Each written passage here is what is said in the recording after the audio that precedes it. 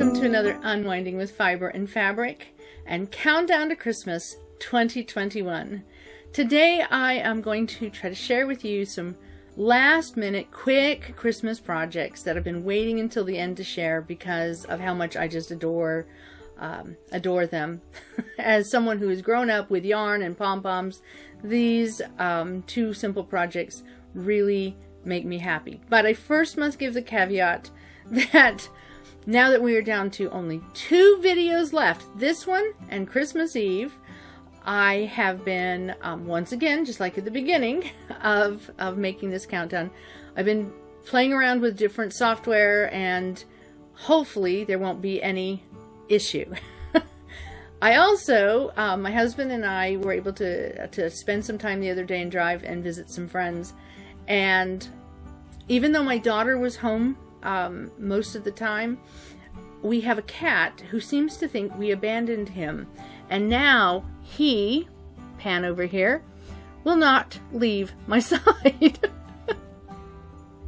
So I'm hoping that I can make this video without him trying to climb in my lap or cause other kind of issue. When I was first setting up the camera and everything, he thought I wasn't paying enough attention to him, and I was getting a couple little love nibbles and reminders that he was here. So we are going to attempt to make this video. It shouldn't be very long, and we're going to attempt to make it without technical difficulties and without kitty difficulties. So let's just go ahead and dive in. So one of the things, and the cat's already trying to come over. One of the things that you can find just tons of videos, tutorials and such, are pom-pom creatures, making yarn pom-poms and turning them into different creatures. And we have been wanting to make a gnome since the beginning of the Christmas season. It was on our to-do list going all the way back before Thanksgiving. And it just kept being put off. But my daughter did sit down and make penguins. A whole family of penguins. Because she used each, we have a pom-pom maker set, and she made a penguin for each size of pom-poms in the pom-pom set. And I am sure if I can find the link for the tutorial on this, I will share them. But I have to tell you, oh my goodness, big googly eyes, a little felt feet, and earmuffs. That is just the cutest little guy. These guys have been waiting to go on the Christmas tree all through Countdown, and today I will go and put them on the Christmas tree. So when we were looking for the instructions to make the gnomes, because that was a few years ago, we started seeing how to make Christmas hats, the stocking knit hats, the pom-pom on the top. We started seeing those showing up using a piece of toilet paper roll, cut, and then you wrap the yarn around it. And so when we saw the tutorial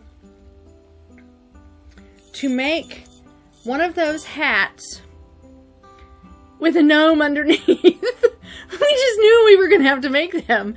So even though it was a project that we wanted to do all the way back in November, this little guy just barely managed to get made in time for the last videos. And I suspect there'll be more of him. My daughter made the comment, she shared this on her Instagram.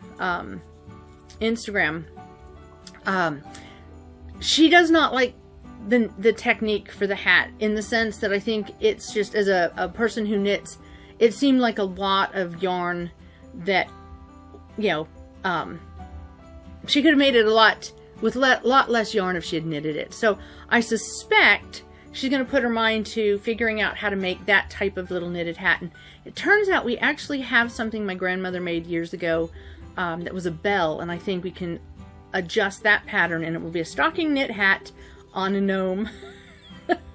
So let me bring him up close. No eyes, just the nose, the standard gnome with the big pom-pom head.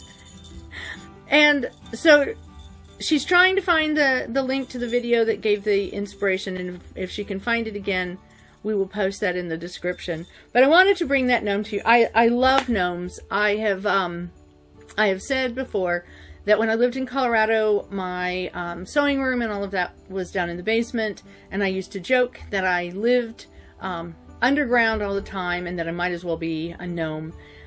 So I love gnomes, and that through the whole entire countdown here in the sleigh has been a set of gnomes that I made a couple years ago.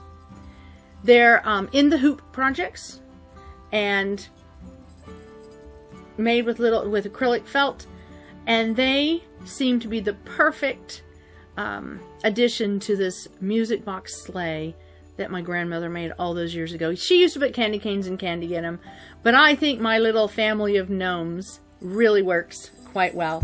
Ah! One has gone down. So they have been sitting here through countdown, keeping me company, my little family of gnomes. So that is really about what I wanted to cover today. So I hope that you will tune in again tomorrow. I will probably post the video a little earlier. I may pre-record the video tonight while it's nice and dark. I want to get pictures in front of the Christmas tree. So that's what I'm hoping to do, as long as we don't have any technical difficulties. But I hope you will join me for my Christmas Eve video that will be published on Christmas Eve Day, and my final message of the Christmas season. I am so glad that I've had the opportunity to make these.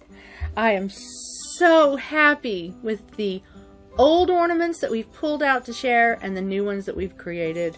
It has been a wonderful countdown to Christmas, and with one more day left, I look forward to seeing you again tomorrow.